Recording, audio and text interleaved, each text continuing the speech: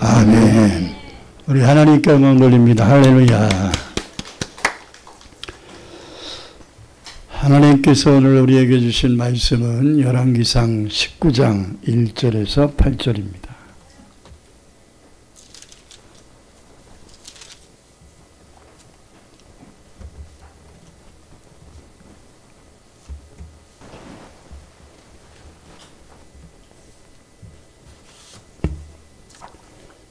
열왕기상 19장 1절에서 8절 우리 다같이 한 목소리로 합독해서 읽겠습니다.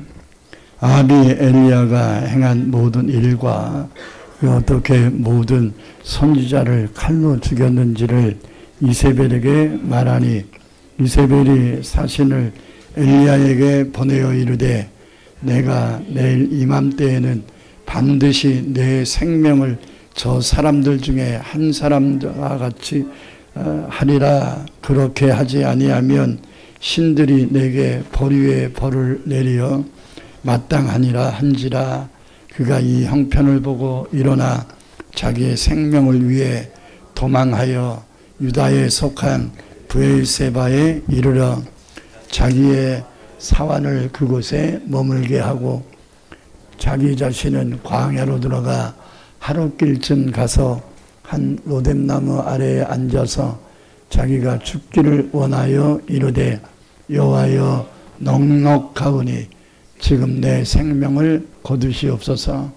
나는 내 조상들보다 낫지 못하나이다 하고 로뎀나무 아래에 누워 자더니 천사가 그를 어루만지며 그에게 이르되 일어나서 먹으라 하는지라. 본즉 머릿맡에 숯불에 구운 떡과 한 물병이 있더라. 이에 먹고 마시고 다시 누웠더니 여호와의 천사가 또 다시 와서 어루만지며 이르되 일어나 먹으라. 내가 갈 길을 다 가지 못할까 하노라 하는지라. 이에 일어나 먹고 마시고 그 음식들의 힘을 의지하여 40주 40야를 가서 여호와의 산 호렙에 이르니라. 아멘.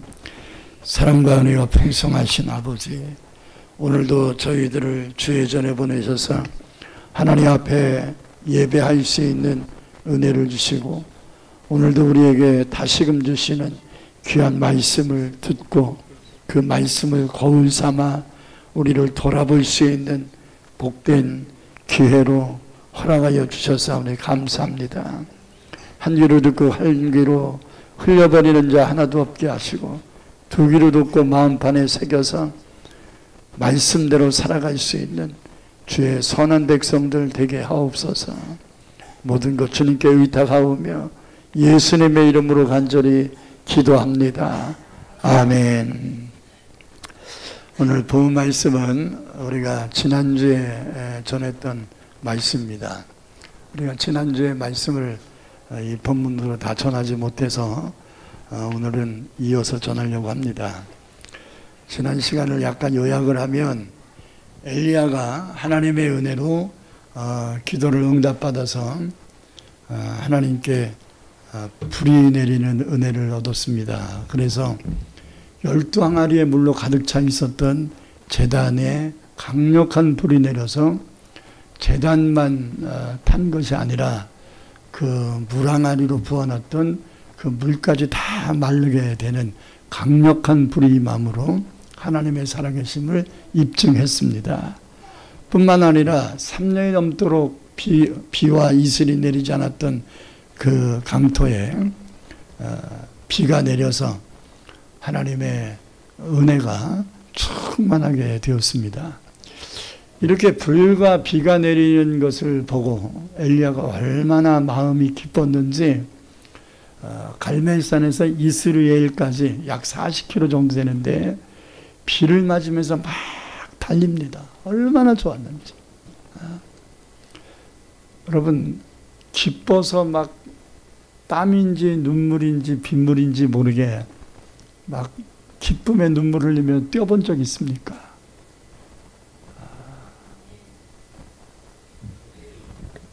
이렇게 막 큰 희열과 기쁨을 느껴보지 못했다면 여러분은 아직 인생을 덜 산 거예요. 이런 기쁨을 한번 누리면서 살아가야 됩니다. 할렐루야. 이게 꿈이야 생시야 하면서 막 하나님이, 그래서 시편 126편 2절 3절에 보면 여호와께서 우리를 위하여 큰 일을 행하셨도다. 여호와께서 우리를 위하여 큰 일을 행하셨으니 내가 꿈꾸는 것 같았도다. 할렐루야. 이런 은혜가 저와 여러분 속에 충만하기를 축원합니다. 저 또한 그 중학교 2학년 때로 기억을 하는데, 저는 엄마 뱃속부터 교회를 다녔던 모태신앙이거든요. 근데 사춘기가 되면서 어머니가 하도 그 여의도 순복교회 철야를, 금요 철야를 가면 은혜를 많이 받으니 가자 한번 하더니 난 한 번 갈 줄 알았어요. 매주 내려가시는 거예요. 오늘은 뭐 시험 때문에 안 된다 뭐 그러면 또 기다려요. 그러면서 제가 보기에는 뻥을 치는데, 대규야 매일 시험 걱정하지 말고 철야를 가자. 철야 가기 전까지 공부한 것만큼만 시험이 나올 것이니 걱정하지 말고 가자는 거예요. 난 어머니가 뻥을 쳐도 엄청 친다 이렇게 생각했습니다. 근데 신기해요. 진짜 어저께까지 공부한 것까지만 나와요.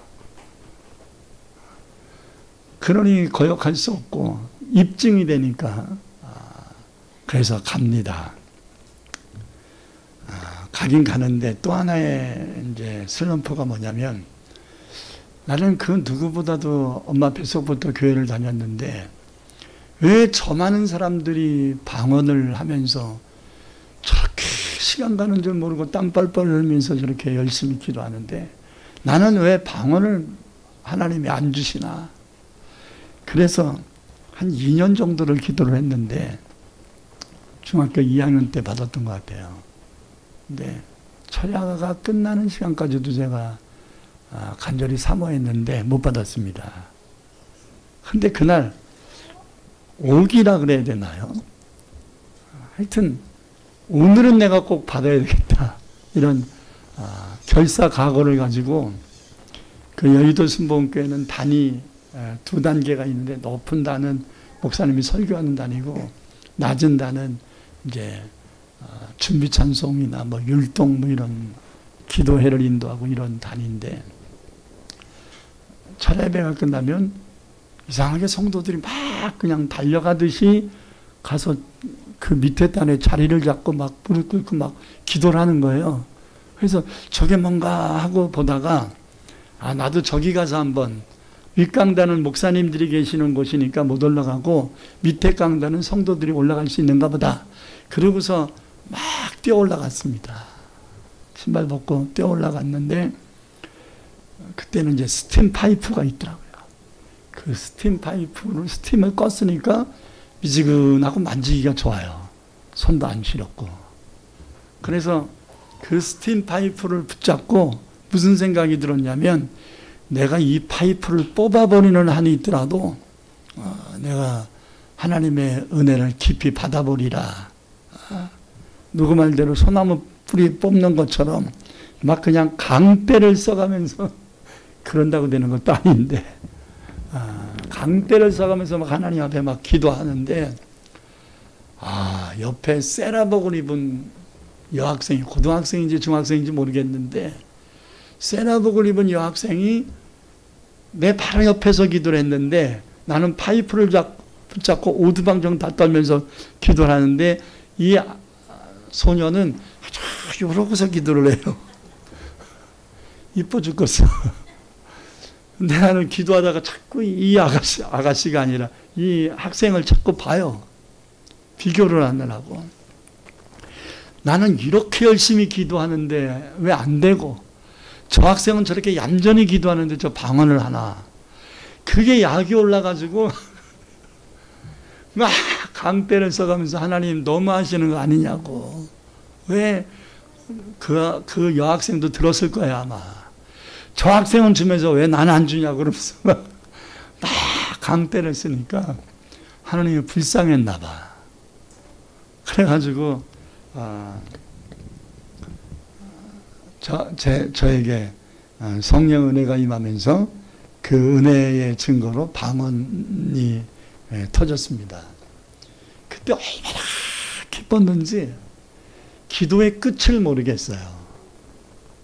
근데 한참 기도하다 보니까 엄마가 기다리실 텐데 이런 생각이 들어요. 어머니랑 같이 갔으니까.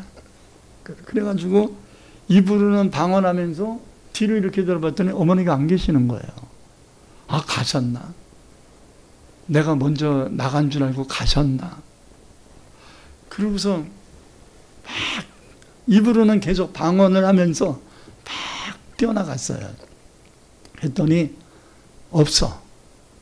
그때는 버스도 거의 없었어요. 영등포에 서울대교를 건너가지고 여의도 광장이라 그러죠. 그때는 5.16 광장이라고 했는데 5.16 광장을 질러 가야 이제 여의도 순복음교회가 있는 건데 역으로 이제 5.16 광장을 질러서 서울대교 쪽으로 가야 영등포를 가고 영등포에서 버스를 타고 봉천동을 가야 되는데 얼마나 기뻤는지 눈으로는 엄마를 찾으면서 입으로는 방언을 하면서 막 뛰었습니다.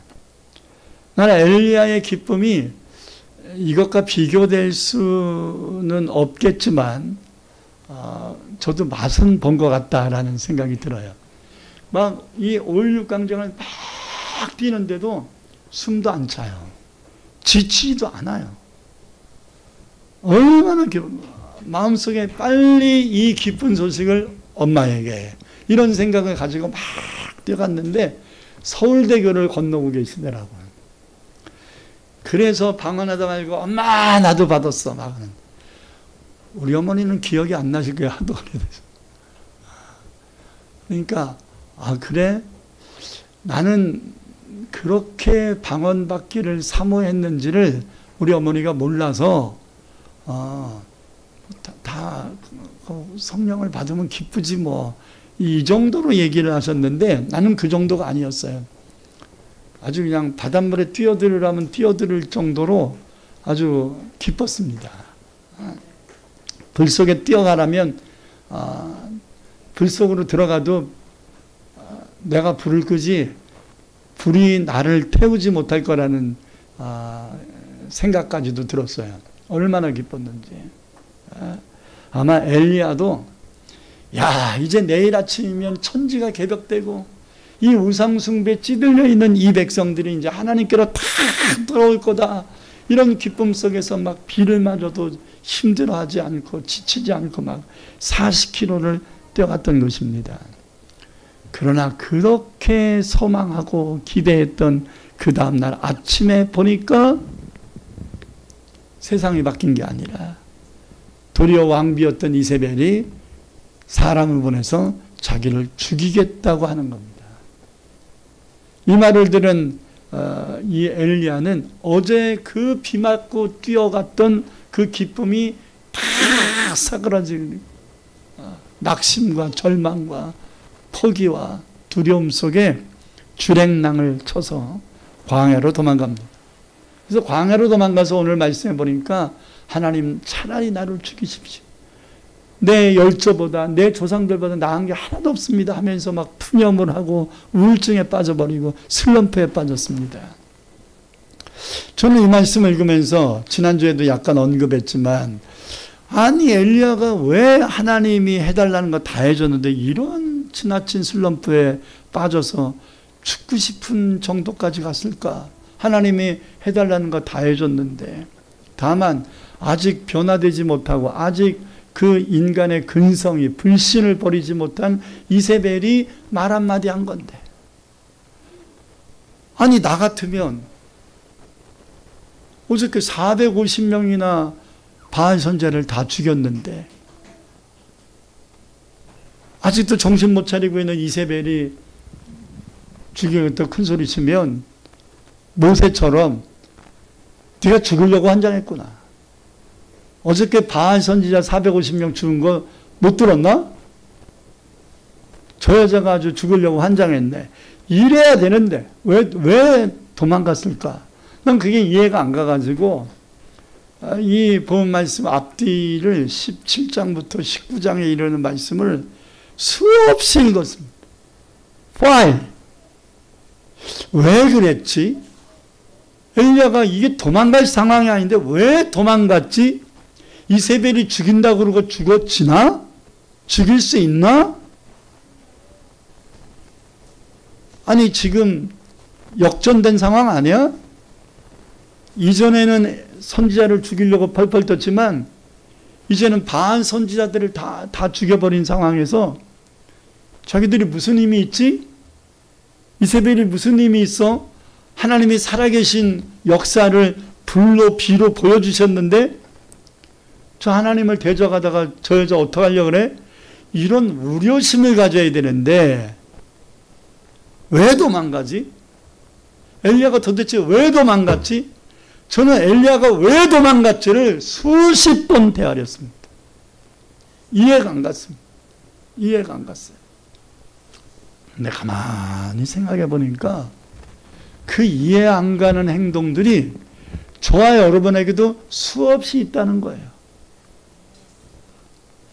죽을 고비를 하나님이 넘겨주셨는데 정말로 찌질한 그 고통 속에서 나를 건져주셨는데 그게 며칠 못 가더라는 거죠.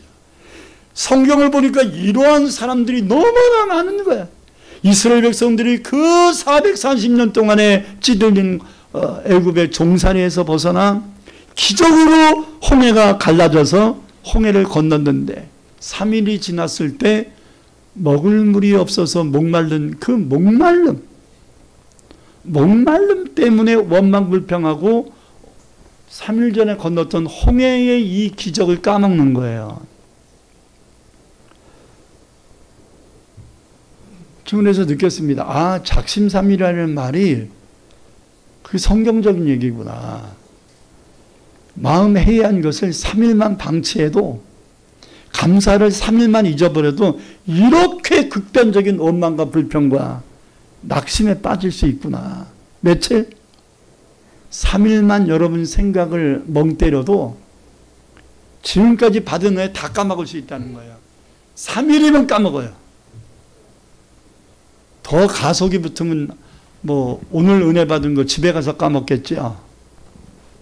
얼마 주고 까먹나요? 돈이라도 받고 까먹으면 모르겠는데 돈도 안 받고 까먹어. 참 이상해. 그게 이상해. 응? 그런 일들이 성경에 수없이 나오더라고. 이게 뭐지? 했을 때 이것이 인간의 죄성이구나. 인간의 이 악함이구나. 인간의 어리석음이구나. 그래서 인간이 부족한 존재구나. 이런 걸 느끼게 되는데 전 두 가지를 지난주에 말씀드렸습니다. 그 첫째는 왜 이렇게 하나님의 살아계심을 입증시키는 기도자였던 이 엘리야가 왜 이런 말도 안 되는 슬럼프에 빠졌을까? 그것은 갈멜산에서 기도할 때 기도하려고 하는 의도는 누가 참신인가, 하나님이 참신인 걸 입증시키기 위한 목적으로 기도를 하겠다고 한 건데 정작 기도할 때는 고기도만 한 게 아니라 붙은 기도가 있었어요.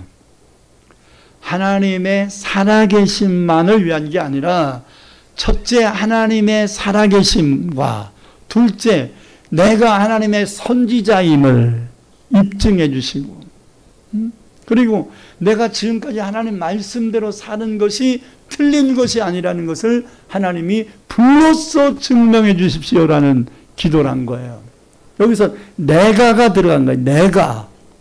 하나님의 살아계심을 입증하면 그 입증한 선지자는 당연히 존중받을 것인데 왜 여기서 내가가 나오냐 이 말. 목사가 하나님 말씀을 강단에서 바르게 전하면 목사가 연약하고 부족하더라도 그 말씀을 전하는 그 시간만큼은 최소한 하나님의 종임이 인정될 것인데 내가 하나님 말씀 전하는데 왜 말을 안 듣습니까? 하면서 나를 내세우면 안 된단 말이에요. 내가 누군지 아냐고 내가가 나오면 안 된단 말이에요. 내가가 자꾸 나오는 건 병이에요.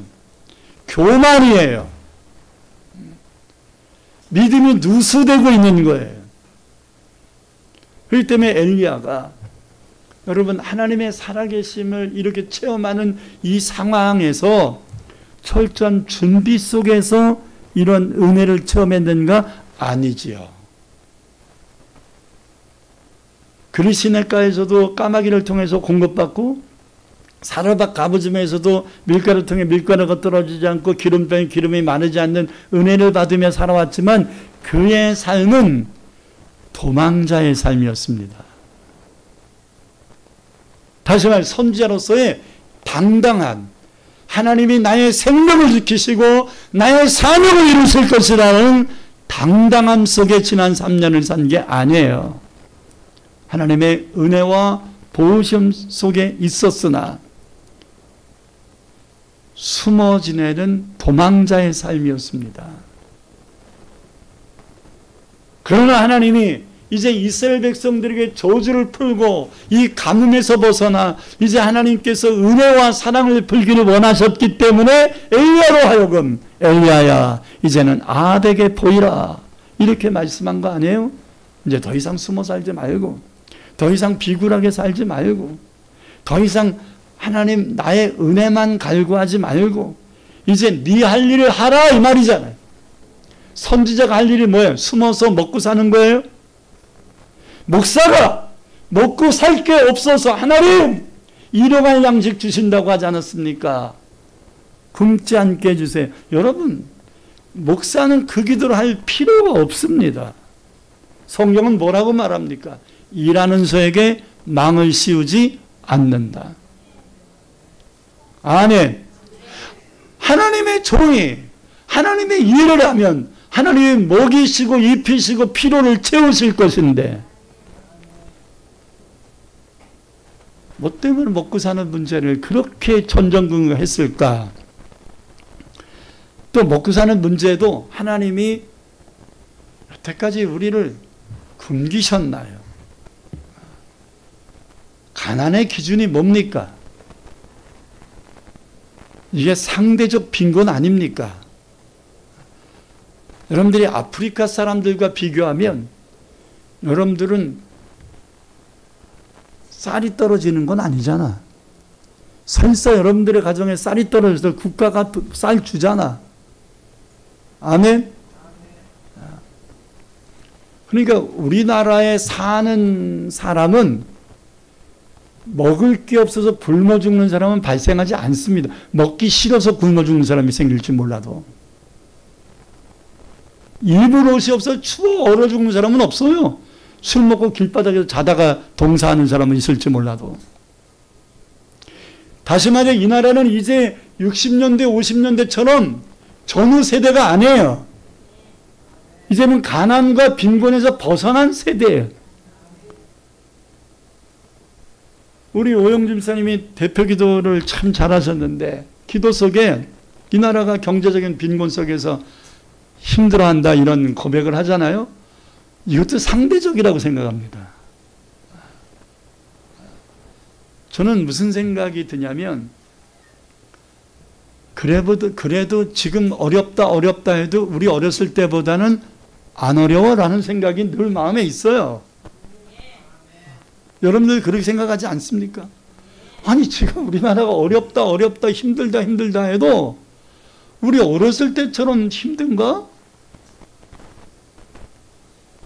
그렇지 않거든요. 근데 왜 힘들게 여길까? 극단적 빈곤을 겪어보지 못한 거죠. 상대적 빈곤 속에서 힘들어하는 것뿐이에요.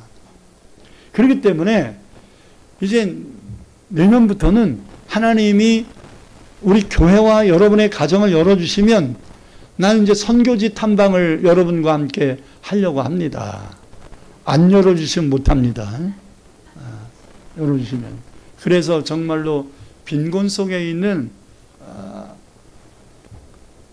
국가 민족과 영혼들을 향하여 우리가 정말로 그들을 피부로 느껴가며 하나님께서 우리에게 주신 은혜가 무엇인가를 좀 생각하고 그리고 그들의 어려움과 고통을 공감하며 아파하며 도움의 손길을 줄 수 있고 사랑의 손길을 베풀 수 있는 그런 기회가 우리에게도 올 수 있기를 소망합니다. 그렇게 될 것이라 나는 생각합니다. 여러분들이 안 열려서 못 가면 나만 갔다 오려고.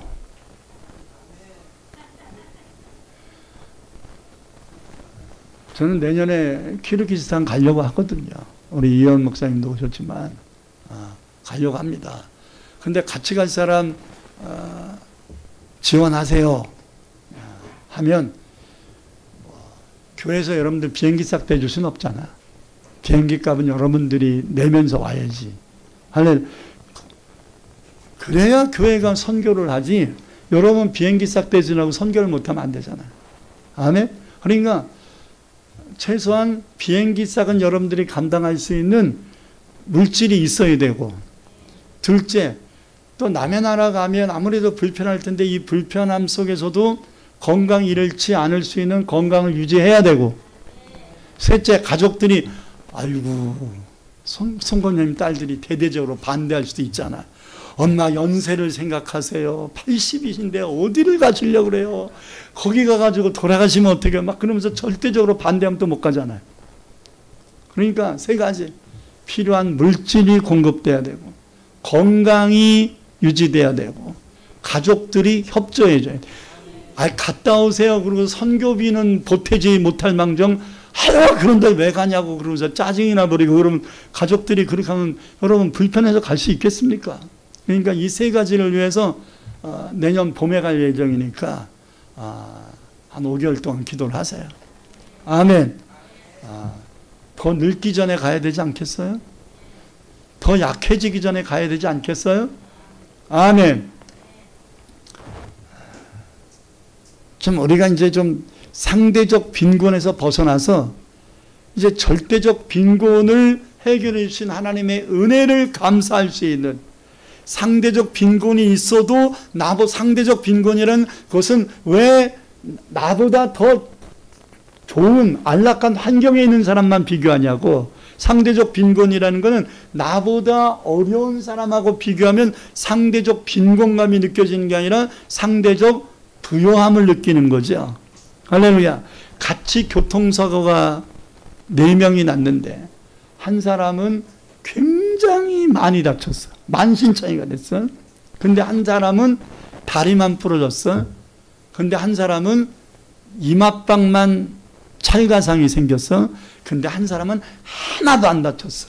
누가 제일 감사할까요? 에? 하나도 안 다친 사람. 아니, 누가 제 4사람 중에서 한 사람은 만신창이가 됐는데 안 죽었어. 한 사람은 다리가 부러졌어.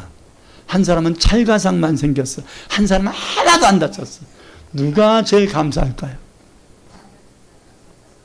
하나도 안 다친 사람 천만에요. 네 사람 모두가 감사하더라고.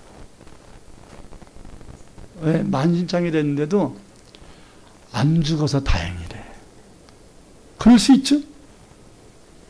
하나님이 이 죽음의 위기에서 나를 건지셨대. 그렇게 간증할 수 있죠.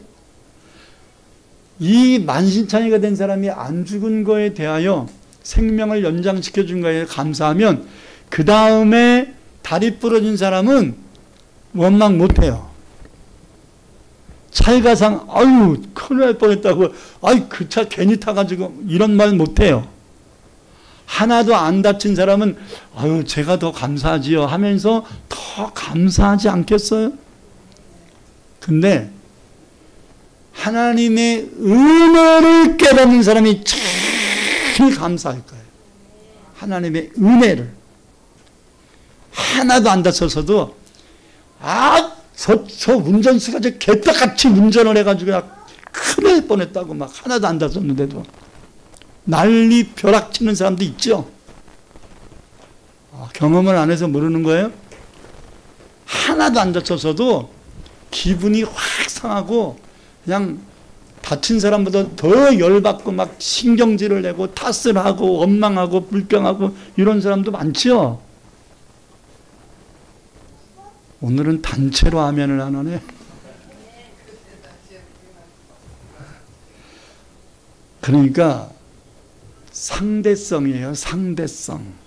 우리가 어떤 기준으로 어떤 생각으로 어떤 자세를 갖고 하느냐에 따라서 감사가 될 수 있고 원망이 될 수 있고 조금 감사할 수도 있고 크게 감사할 수도 있는 거예요. 할렐루야. 근데 이 갈멜산에서 하나님 앞에 기도할 때 자꾸 왜 내가가 나오냔 말이에요. 이게 자존심이잖아요. 자존심. 두고 봐라. 하나님이 불 내려주시면서 여태까지 내가 니들 때문에 도망다녔는데 이제 하나님의 살아계심을 입증함으로써 내가 하나님의 선지자인 것을 내가 아주 뻔때로 보여줄 거야. 이런 생각을 한 거잖아요. 하나님이 엘리야로 하여금 뻔때 보여주라고 불을 내려주신 건가요? 아니죠. 하나님이 엘리야 자존심 살려주려고 그렇게 하신 거예요? 간증이라고 다 갖다 붙이지 마라.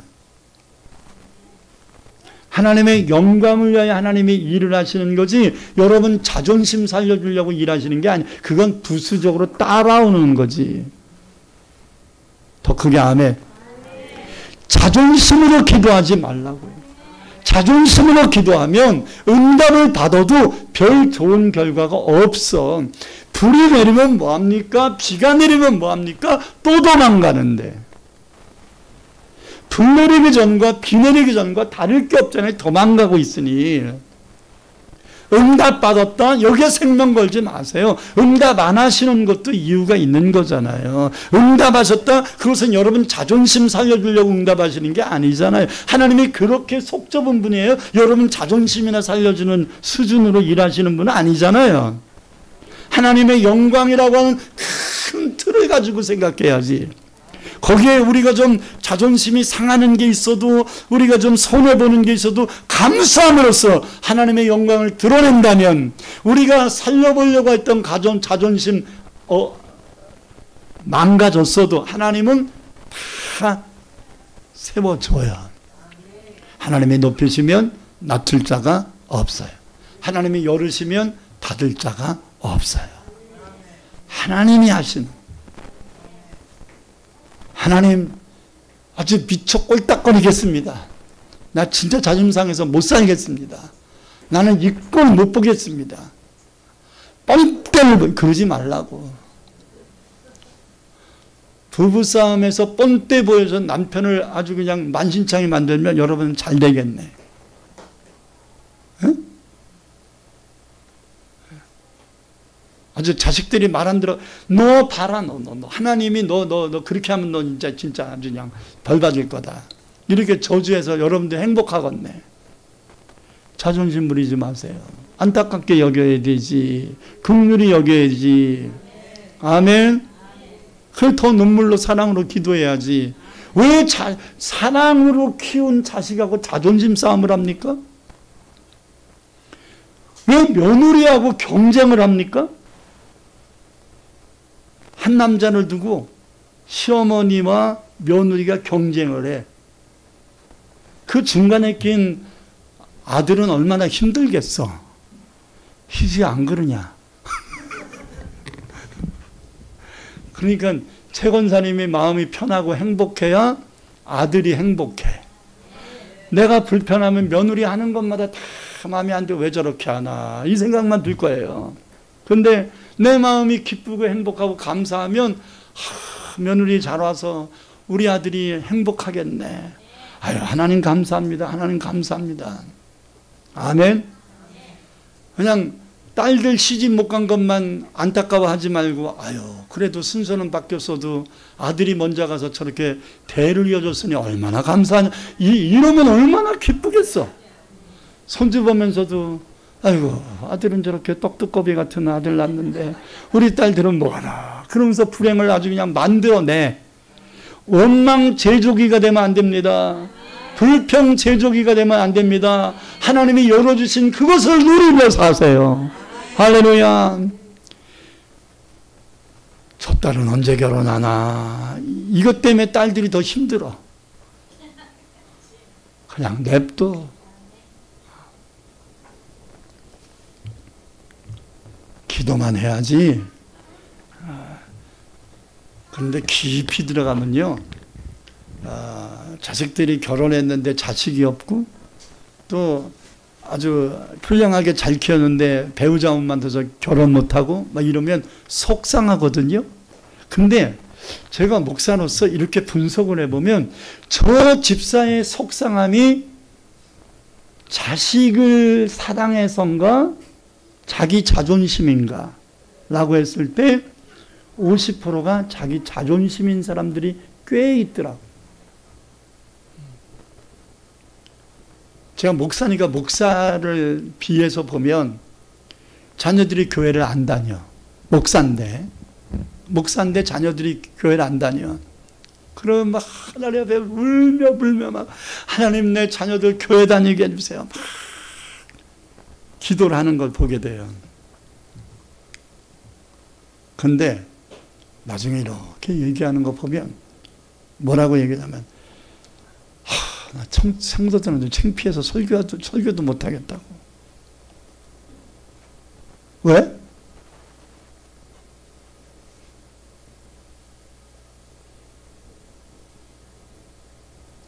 여기에 지금 자존심이 있는 거예요. 자식의 구원을 생각하는 게 아니라 목사 자식이 교회를 안 다닌다는 것 때문에 내가 성도들에게 얼마나 창피한가. 이걸 생각하고 있는 거예요. 잘못된 겁니다. 영혼을 생각해야지. 영혼을 생각해야지. 자식의 영혼도 생각 못하는데 남의 자식의 영혼은 어떻게 생각해? 영혼을 생각해야지. 아멘. 내 자존심 부린다고 되겠냐. 그래서 저분은 자존심 때문에 자식들이 쉽게 나오기 어렵겠다. 이런 생각. 자존심 버려야 돼. 자존심은 하나님이 응답을 해줘도 행복하지 않아요. 자존심 부리면 응답을 해줘도 기쁘지 않다고요. 자독체일 수 있다고. 여러분, 불을 내려주고 비를 쓰면 엘리야가 하나님 감사합니다 기도해야 되잖아. 기도를 안 하고 비 맞고 왜 뛰어? 자아도취 아닌가요 이거? 지 기분 좋아서 그러죠. 지 기분 좋았으니까 원하는 대로 안 되니까 그냥 슬럼프에 빠지는 거 아니에요? 이게 믿음으로 충천해가지고 막 기뻐 뛴 거라면 원치 않은 일들이 발생했어도 어저께 하나님이 불도 내리시고 비도 내리시는데 뭐 이 정도까지야 뭐 하나님께 기도하면 되지 뭐 이러는데 왜 도망가? 자존심이 우선이었던 거예요. 왜 우리의 신앙이 제자리 걸음을 하고 있는가? 자존심을 아직 청산하지 못했기 때문일 수 있는 것입니다. 또 하나는 450명을 몽땅 죽인 것으로 비롯된 결과였다. 이렇게 보아지는데요. 왜냐하면 하나님의 살아계심을 입증했잖아요. 그러면 입증했으면 이들을 굳이 죽일 필요가 없어요. 왜? 이들이 바알에게 기도했는데 응답이 안 됐잖아. 근데 엘리야가 하나님께 기도했으니까 응답됐잖아. 그러면 이 450명의 바알 선지자들이 무슨 생각을 하겠어요?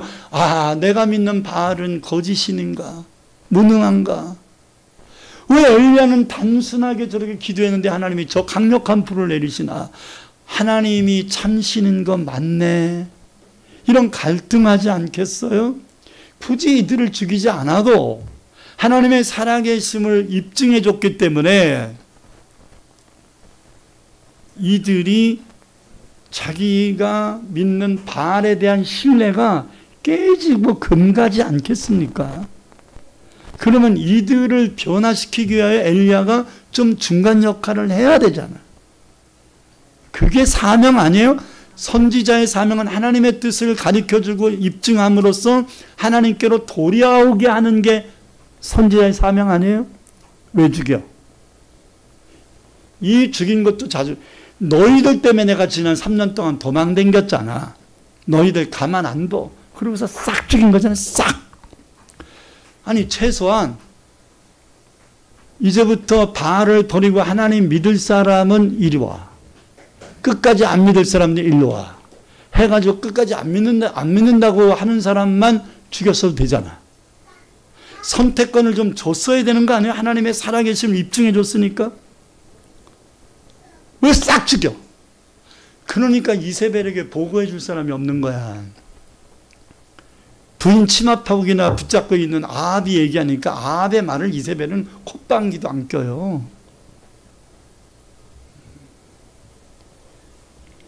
아마 이 우상숭배의 자들 가운데 몇 사람이라도 좀 하나님 이제 나 바알을 버리고 하나님 믿겠습니다 이렇게 얘기하는 사람 몇 명만 좀 살렸어도 이들이 이세벨에게 가서 이 사건을 아주 적나라하게 설명을 하면서 왕비패야, 우리가 여태까지 믿었던 바알은 무능력하고 거짓된 신인 것 같습니다. 우리는 한나절을 기도했는데 불이 안 내렸는데 엘리야는 단 몇 마디 기도했는데 불이 내리더라고요. 하나님이 참신인 것 같습니다. 다시 생각해야 되겠습니다. 이렇게 이세벨을 설득하지 않았을까요?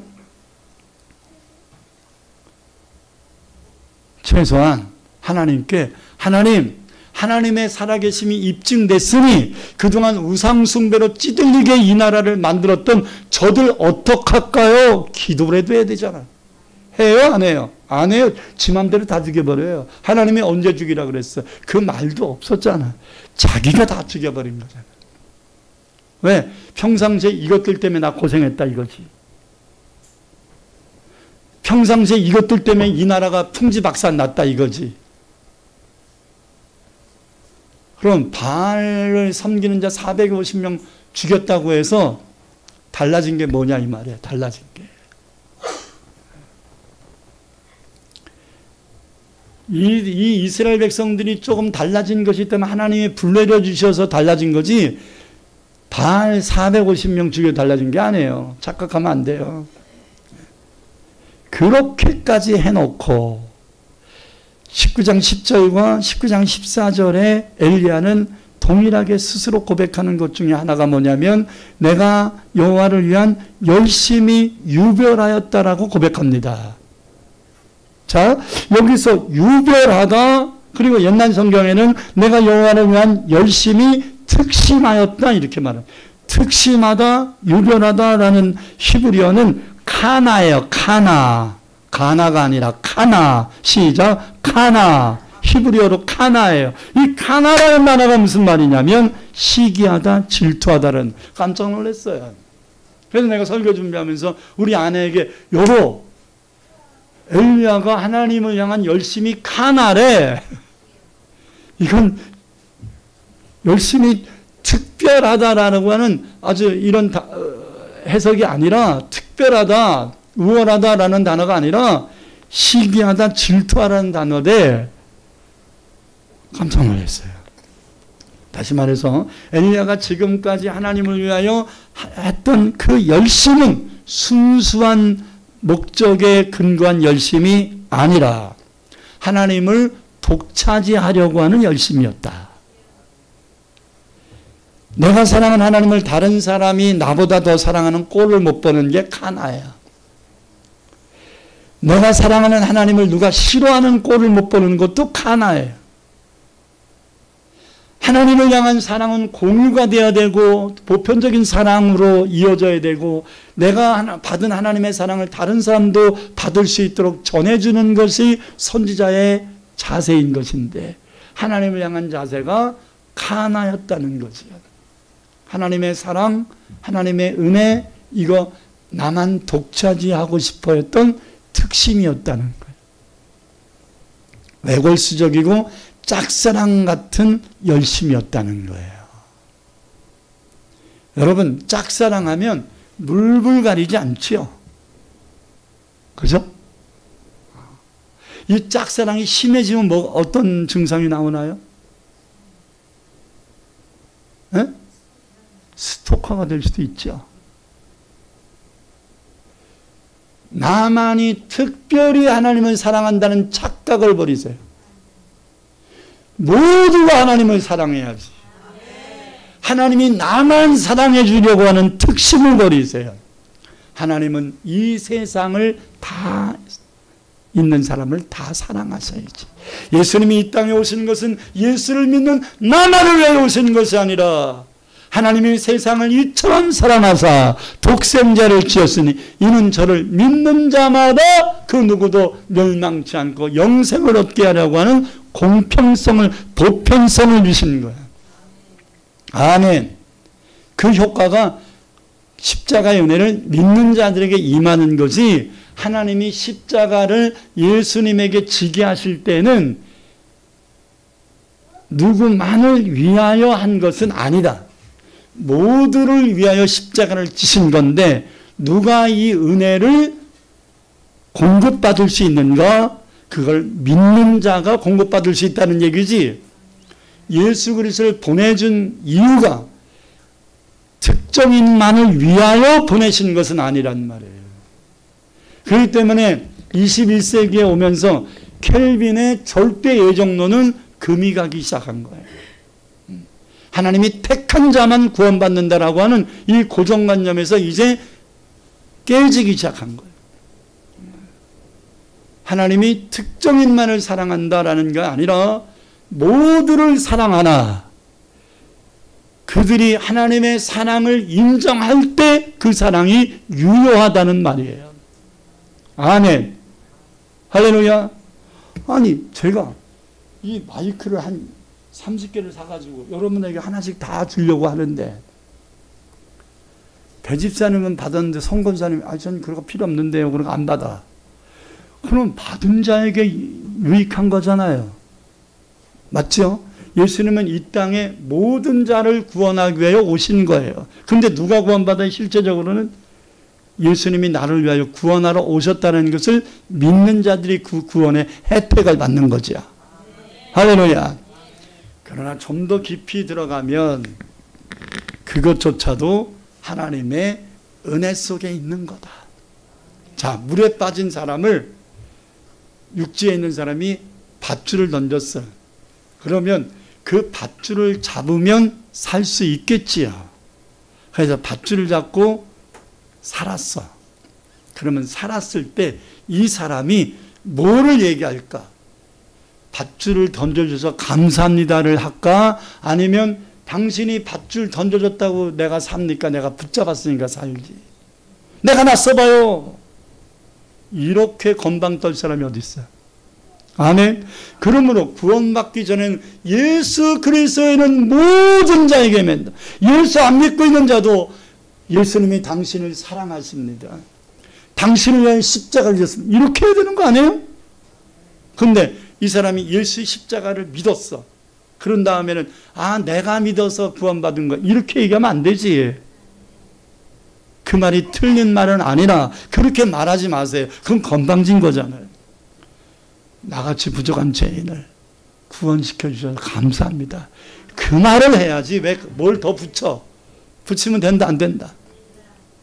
자기가 밧줄을 잡았으니까 산 건 맞아. 근데 밧줄 잡은 게 중요한 거야. 밧줄을 던져준 게 중요한 거야. 그죠?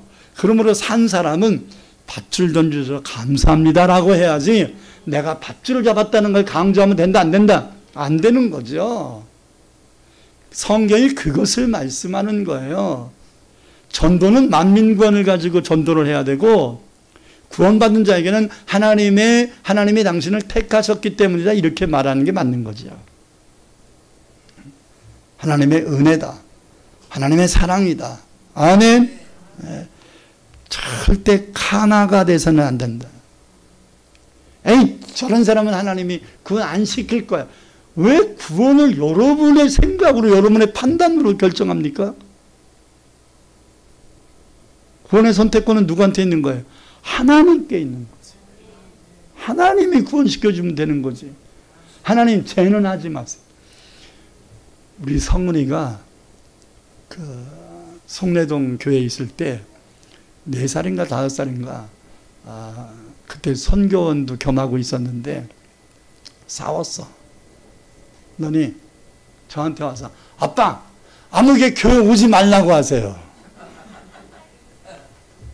그래서 왜? 제가 나한테 욕했어요. 제 우리 교회 오지 말라고 하세요. 이 자식이 목사 딸이라고 아주 기득권을 가지고 지가 성도를 선택하네. 그래서 설득했습니다. 교회는 네가 오고 싶은 사람 오고 오기 싫은 사람 빼고 그러는 게 아니야. 교회는 너 보고 오는 게 아니야. 하나님 보고 오는 거지. 그리고 네가 어리기 때문에 싸울 수도 있고 또 조금 있으면 또 친해지고 또 할 수도 있는 거지. 그것 때문에 교회 오지 말게 해서 걔 지옥 가면 누가 책임질 거야? 네가 오지 못하게 해서 지옥 갔으면 너 쟤 지옥 가는 거 네가 책임질 거야? 그랬더니 얼굴이 빨개지더라고요. 그 다음부터 쟤 나가라 그러세요. 쟤 오지 말게 하세요. 그런 말 안 하더라고요.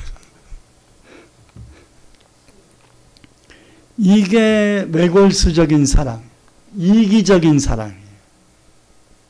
이런 생각 가지고 열심 내면 카나가 되는 거야. 특심한 거야. 옆에 사람들에게 건면합시다. 특심하지 마세요. 끝으로 왜 엘리야가 이런 하나님의 놀라운 은혜를 체험하고서 이렇게 슬럼프에 빠졌을까? 마지막 한 가지는 뭐냐면 하나님의 일을 혼자 해서 그래요. 뭐해서? 혼자 해서. 독불장군적 자세가 하나님이 하신 일을 헛수고하게 할 수 있습니다. 하나님께 응답받은 후에도 슬럼프에 빠질 수 있습니다. 여러분 18장에서 한 번, 19장에 2번이나 하나님께 이렇게 호소합니다.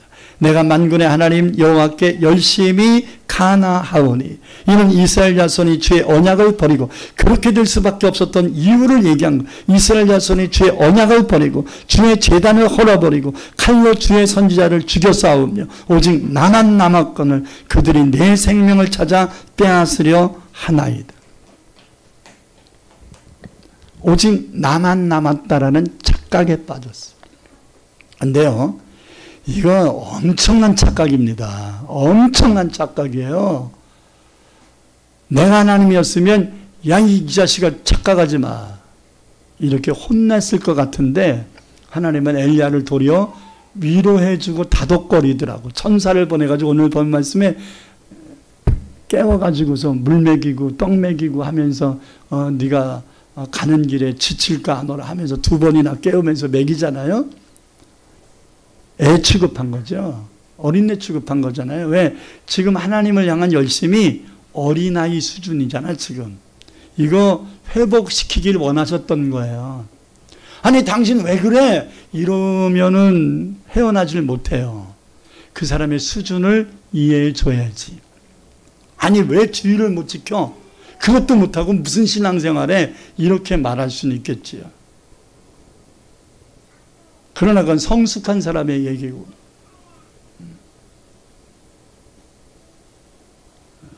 아직 믿음이 돈독하지 못하면 주일 못 지킬 때 못 지키는 이유들이 있겠죠. 근데 그 이유는 성숙한 사람 입장에서 이유가 안 돼. 돼요? 안 돼요? 안 돼요. 근데 신앙이 어린 사람 입장에서는 이유가 된다고. 아멘? 그러니까 하나님은 우리의 수준에 맞게 대우하시는 거예요. 자, 왜 엘리야가 나만 남았다는 게 착각인가? 저는요, 성경을 아까도 얘기했죠. 왜? 라는 것을 질문을 가지고 17장부터 19장까지를 수십 번 읽었다고. 제가 발견한 건 뭐냐면 엘리야가 생각한 것처럼 북이스라엘의 선지자들이 그리 많이 죽지 않았어요. 내가 보기에는 한 2-3명 죽었을까라는 생각이 듭니다. 죽긴 죽었겠죠. 그러니까 죽였다 이렇게 표현하잖아요. 죽이는 걸 봤으니까 죽였다 했겠죠. 그러나 몇 명 안 죽었어요. 엘리야가 그 후로 모든 선지자들이 다 죽었을 거라고 추정을 한 거야. 왜? 엘리야가 도망갔잖아. 잡히기 전에 도망갔잖아. 그러니까 한두 명 죽을 때 도망갔잖아. 그러면 저 사람 죽으니 이제 발견되는 족족 다 죽겠네 이렇게 생각한 거죠.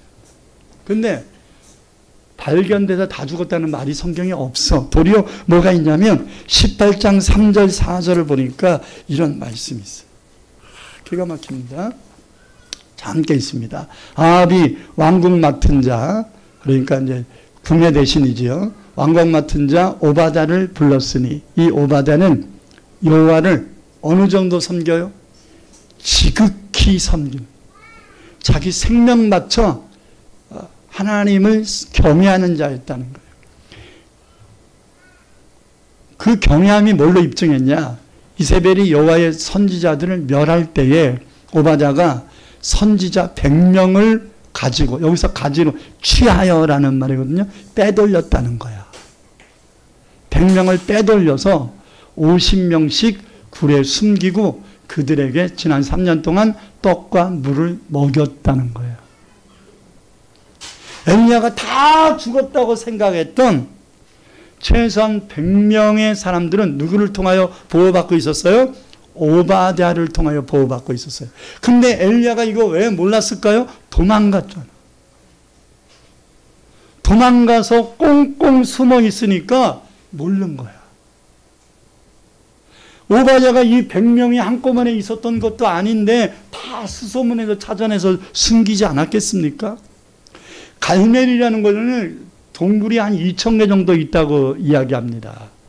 그렇기 때문에 여기를 피난처로 많이 삼는단 말이에요.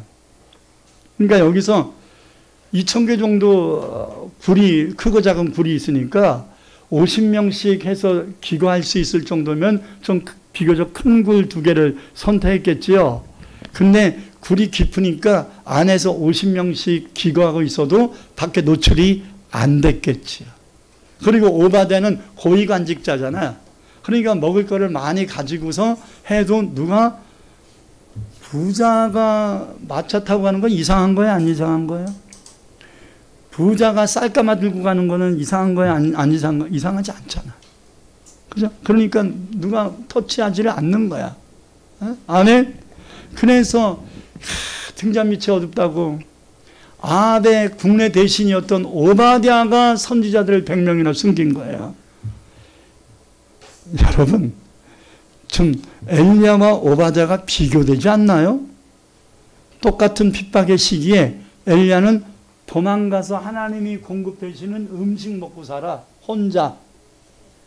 근데 오바댜는 그 폭군이었던 아합의 밑에서 대신 역할을 하면서 선지자를 수소문해서 100명을 모집해 가지고서 숨겨서 3년 동안 보호를 해줘. 누가 더 위대합니까? 핍박 때문에 도망간 엘리야가 위대합니까? 핍박 속에서도 선지자들을 보호하면서 먹이고 입힌 오바댜가 더 훌륭합니까? 오바댜잖아요. 그렇죠? 근데 나 혼자만 남았다고 건방 떠는 거잖아, 지금. 도망간 주제에. 응? 생명 걸고 뭘 해봤어? 안 해봤어? 안 해봤잖아. 그러고서 뭐 착각에 빠진 거죠. 나만 살았다. 나만 남았다. 나만 남았다고 생각해도 하나님이 나를 살리셨으니 제가 무엇을 하리까 이래야 되는데 나만 남았으니 내가 혼자 뭐 하겠습니까 하면서 투정이나 하고 슬럼프에 빠지는 거 이게 문제죠. 근데요 더 이상한 게 있어요. 18장 13절을 보십시다. 자, 같이 읽겠어요. 이세벨이 여호와의 선지자를 죽일 때 이게 오바댜가 엘리야에게 한 얘기야. 이세벨이 여호와의 선지자를 죽일 때에 내가 여호와의 선지자 중에 100명을 50명씩 굴에 숨기고 떡과 물을 먹인 일이 내 주에게, 내 주가 누구예요? 엘리야. 엘리야에게 들리지 아니하였나이까? 아니, 모르셨습니까? 내가 선지자들 100명이나 숨겨서 3년 동안 보호한 거 못 들어보셨습니까? 이렇게 묻잖아. 아니, 그러면 나 혼자라고 주장하면 돼, 안 돼? 안 되잖아. 아, 100명이 숨겨졌다고? 이래야 되잖아. 근데 말 한마디도 안 해. 그리고 이게 18장 13절, 오늘 본문 19절, 나 혼자 남았다고 또 얘기하잖아. 그러면 오바댜가 100명을 숨겨줬다고 얘기한 걸 제대로 듣는 거야? 안 듣는 거야? 안 듣는 거야. 오바댜가 그렇게 했다는데도 안 믿어. 인정 안 해. 여전히 하나님 앞에 나 혼자 남았다고 주장하잖아. 왜 그래요 도대체? 왜 그렇게 고집을 펴? 왜 그렇게 혼자 생각이 모든 사람들의 생각이라는 착각을 하냐고. 내가 옳다면 그냥 무조건 옳은 건가요? 자기 외에는 다 죽었을 것이라는 고정관념을 여전히 버리지 않고 있어. 그래서 생각해봐. 왜 엘리야가 왜 이런 고정관념에서 헤맬까? 엘리야가 북이스라엘을 대표하는 선지자로서 동료 선지자들과 평상시에 소통이 잘 되고 있는 거예요? 안 되고 있는 거예요? 안 되고 있는 거죠. 좀 신앙이 미진한 선지자, 아이 그렇게 하면 안 된다고 질책이나 하고 소통이 안 되는 거지요.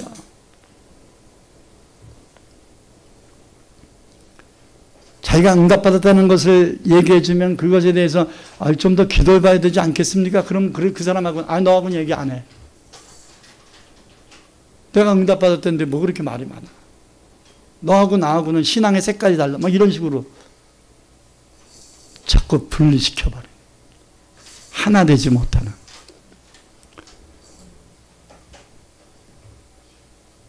소통이 되지 않으니까 선지자들이 다 죽지 않고 이렇게 살아남아 있는 것을 모르고 있는 거죠.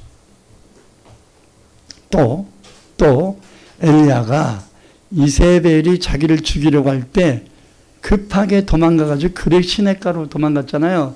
그러니까 하나님이 엘리야를 긍휼히 여기셔서 까마귀를 통해서 먹이세요. 그리고 사르밧 가부 집에 가서 지내래.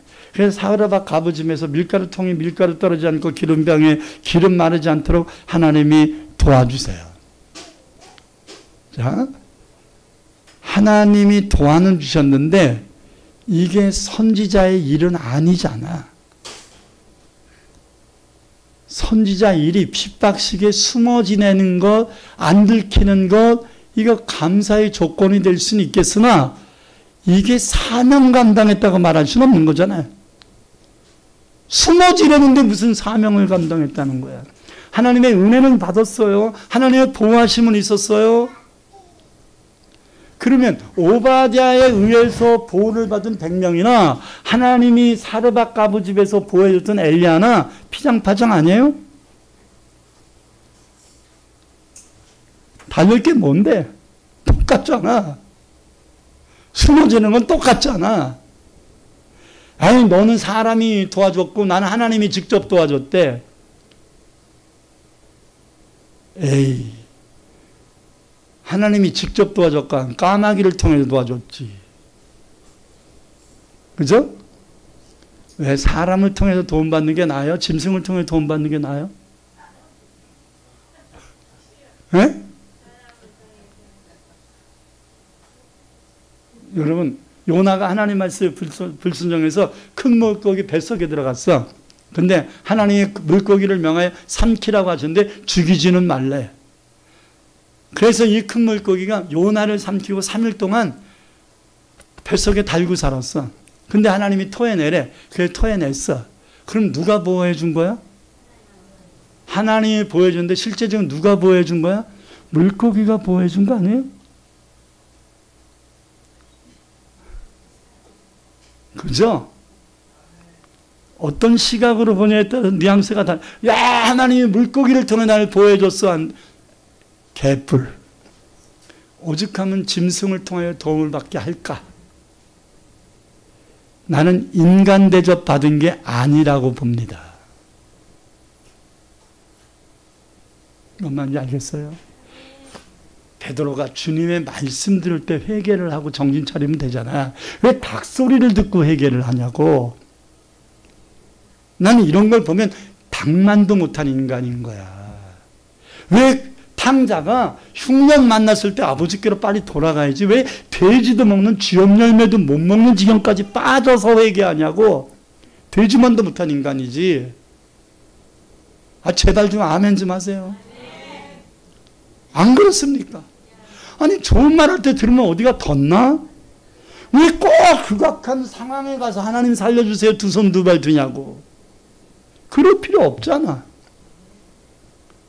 이렇게 은혜로운 말씀 들을 때 나 잘못 살았네. 나 교만했구나. 나 거짓을 버리지 못했구나. 내 자존심 아직 내가 안 버렸구나. 이렇게 스스로 말씀을 들으면서 회개해야 옳은 거 아닙니까? 말씀으로 회개하고 말씀으로 은혜 받는 게 옳은 거지요. 극악한 상황에 빠져서 아주 죽을 위기에서 극단적으로 건진받은 거, 이것만이 간증이 아니잖아. 실감나는 간증이 될 수 있을지는 몰라도 깡패짓을 하다가 하나님이 아주 그냥 만신창이를 줘서 죽기 직전에 하나님 앞에 회개해서 목사 됐다고 간증하는 분들 많잖아요. 근데 그 간증이 자기가 깡패했을 때 이 주먹으로 13명은 한 번 치면 13명은 날아갔으면 그게 자랑이냐고. 응? 못된 짓 많이 한 게 자랑이냐고.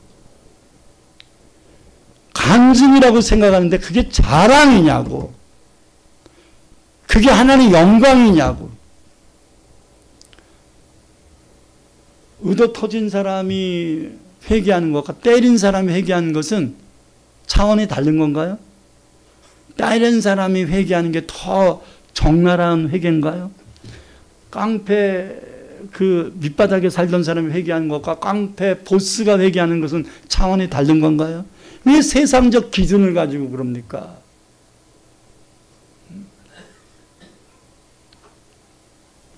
죄 덜 짓다가 회개하고 돌아오는 게 나은 거 아니야? 죄가 많은 곳에 은혜가 많다는 걸 그렇게 갖다 붙이지 마세요. 죄 생전 자랑이 아닙니다. 부끄러운 거잖아요. 창피한 거잖아요. 하나님 앞에 죄송한 거 아닙니까? 더 눈물로 회개를 해야지. 더 눈물로 회개하면 내가 옛날에는 아주 대단했다. 이 주먹 한번 봐라. 이 굳은 살이 그냥 생겼겠냐. 막 이러면서 죄 졌을 때 하던 그 자랑을 하면 되겠냐 이 말이에요. 난 그렇게 못된 사람이었으나 하나님의 은혜로 이렇게 나같이 못난 놈을 인간답지 못하게 살았던 놈을 하나님이 이렇게 사랑해 위해서 이렇게 하나님의 은혜를 받게 했으니 나는 앞으로 내 생명 다해서 내 생명 다해서 영혼 살리는데 최선을 다하겠습니다. 이렇게 바울처럼 고백해야 되죠. 나는 날마다 죽노라 이래야 되잖아. 난 죄인 중에 괴수였다 이렇게 얘기해야 되잖아. 간증이야 자랑이야 도대체. 나만 남았다는 게 자랑이에요? 그건 뭐예요? 동료들 다 죽어도 상관없고 나만 도망다녔다는 얘기 아니에요 지금. 이게 좋은 얘기야 나쁜 얘기야? 나쁜 얘기라니까. 나만 남았다라는 하소연이 선지자 일반인도 그렇게 가족은 어떡하고 이런 질문이 나와야 되는 건데 선지자가 돼가지고 자기 동료 선지자 다 내팽개치고 자기 혼자 주랭난 터서 하나님의 은혜로 보호받은 것을 감사는 못할 망정, 부끄러워하지는 못할 망정, 나만 남았다고 투정을 부리고 하나님께 원망을 한다? 내가 하나님이면 두드러 패요. 너 같은 건 필요 없다 그럴 것 같아요. 근데 사랑의 하나님이 엘리야를 회복시키셔서 뭐라고 얘기하냐면 19장 18절 보니까 엘리야야 아직 바알에게 무릎 꿇지 않은 사람이 7,000명이나 남았다. 이렇게 얘기해서 시작. 그러나 내가 이스라엘 가운데서 7,000명을 남기리니 다 바알에게 무릎을 꿇지 아니하고 다 바알에게 입맞추지 아니한 자니라. 이때 엘리야가 놀랐을 겁니다. 7,000명이 남았다고? 나만 남은 줄 알았더니 7,000명이 남았다고? 내가 지금까지 혼자 착각하며 살았구나. 이렇게 뼈아픈 회개를 했던 것 같습니다. 자신이 엄청난 착각에 빠져 그동안 자신만 생각하며 산 거에 대해서 깊은 회개와 반성을 했을 것입니다. 그래서 그는 그때부터 바알에게 무릎 꿇지 않은 사람들 7,000명의 사람들을 찾으러 다녔던 것 같습니다. 그래서 그들에게 하나님의 말씀과 은사로 강력하게 훈련시켰어요. 그러니까 열왕기하 1장을 보니까 엘리야가 하나님께 부름받아 승천받을 무렵에는 북이스라엘 곳곳에 선지 학교들이 있었고 선지 생도들이 많이 있었음을 보게 됩니다. 이 7,000명을 찾아서 트레이닝 시킨 거예요. 그리고 그의 후계자인 엘리사가 선지자로서 활동할 때에는 엘리사는 숨어 지내거나 핍박받지 않는 정도가 아니라 이스라엘 왕들이 이제 선지자에게 내 아버지여라는 표현까지 하도록 바뀌어 있어요. 이게 엘리야보다 엘리사가 능력이 많아서가 아니에요. 이 토대를 누가 만든 거예요? 엘리야가 만든 거예요. 여러분 동력해야 되거든요. 혼자 하면 외로워요. 한 사람은 천을 쫓고 두 사람은 만을 쫓는다. 삼겹줄은 쉽게 끊어지지 않는다고 말씀합니다. 하다못해 옛날에 우리가 학교 다닐 때 뭐 8시 반이나 9시면 딱 교문 닫아버리잖아요. 입교 시간에. 근데 혼자 늦으면 굉장히 막 그냥 막 입술이 바싹바싹 마르면서 막 뛰어갑니다. 근데 같이 늦은 친구가 있으면 우습해서 뛰어요. 해봤나요? 그만큼 함께라는 게 중요하다고. 힘이 난다고. 그래서 마태복음 18장 19절 20절에 보면 이렇게 말합니다. 진실로 다시 너희에게 이르노니 너희 중에 두 사람이 땅에서 합심하여 무엇인지 구하면 하늘에 계신 내 아버지께서 그들을 위하여 이루게 하시리라. 두세 사람이 내 이름으로 모이는 곳에는 나도 그들 중에 있느니라. 예레미야 4장 2절에 4절에는 이렇게 말합니다. 모든 겸손과 온유로 하고 오래 참음으로 사랑 가운데 서로 용납하고 평안에 매는 줄로 성령이 하나 되게 하신 것을 힘써 지키라. 몸이 하나여 성령도 한 분이시니 이와 같이 너희가 부르심의 한 소망 가운데 부르심을 받았느니라. 결론을 맺습니다. 가정에서나 교회에서나 어느 직장에서나 어느 곳에나 홀로 되지 마세요. 나와 함께 하시는 자들을 향하여 마음을 열고 자존심을 좀 내려놓고 하나 되기를 힘써야 합니다. 그래야 하나님이 하시는 일이 헛되지 않게 될 것입니다. 특히 올 한 해의 표어가 집안이 구원이잖아요. 집안이 하나님을 3대 4대 이어가도록 하나님을 경외하는 가정 되기를 소망한 거였잖아요. 근데 이게 저절로 되겠냐는 거죠. 이것이 이루어지기 위해서는 믿음 약한 며느리를 위해서 다 기도해서 같이 집안의 구원을 기도하고, 믿음 약한 동생을 설득해서 그렇게 하면 안 된다. 우리 혼자 천국 가서는 안 된다. 기도하자 하면서 같이 기도. 이런 동역을 하란 말이에요. 동역을. 아멘. 혼자 에이 다 필요 없어. 나 혼자 할래. 이러지 마세요. 혼자 하면 넘어지기 십상입니다. 바울에게는 바울과 실라가 있었고요. 디모데와 디도 같은 사람이 있었고요.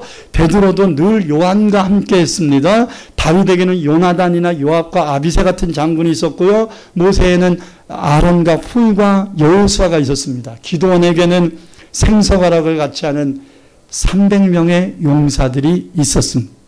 이제 자존심 버려야 됩니다. 이제 내 생각, 내 고정관념 이거 버려야 돼요. 더불어 일해야 돼요. 그래서 올 한 해 이제 한 달 남았는데 딱 이제 오늘 지나면 딱 한 달 남았어. 이제 하루도 빠짐 없이 한 달 딱 남았는데 이 12월 한 달을 여러분들 반드시 응답과 은혜의 나날들이 될 수 있기를 축복합니다. 두 손을 가슴에 얹고 기도하십시다.